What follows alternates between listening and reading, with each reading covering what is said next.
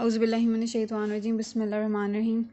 So here are the two vertebral arteries and they join together to form the basilar artery at the pontomedullary junction. So before they join to form the basilar artery, they give off the posterior inferior cerebellar artery and they also give the anterior spinal artery over here, which goes towards the spine and also supplies the medial part of the medulla. Now, after giving the posterior inferior cerebellar artery, these two arteries join and they form the basilar artery, and the basilar artery gives off the anterior inferior cerebellar artery, then multiple pontine arteries, then the superior cerebellar artery, then it gives off two posterior cerebral arteries, and these two posterior cerebral arteries which are given off at the end, they are connected to the interior circulation via the posterior communicating artery. So this is it.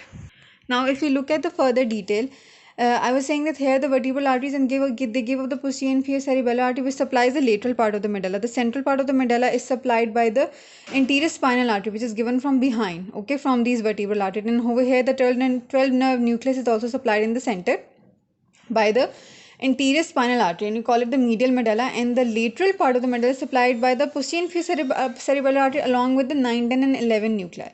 Okay, then the basilar artery is formed at the pontomedullary junction, then it goes up. The basilar artery in the pons gives off the anterior inferior cerebellar artery laterally, which supplies the lateral pons, and small pontine arteries are given off in the center, which supplies the medial pons. So medially we have the 6 nerve nucleus, so it is supplied by the pontine branches, and laterally ICA was supplying the 5, 7, 8 nuclei.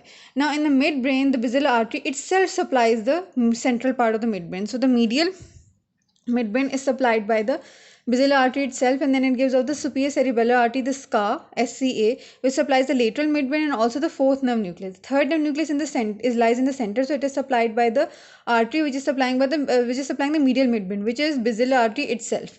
Okay, so this is the detailed supply.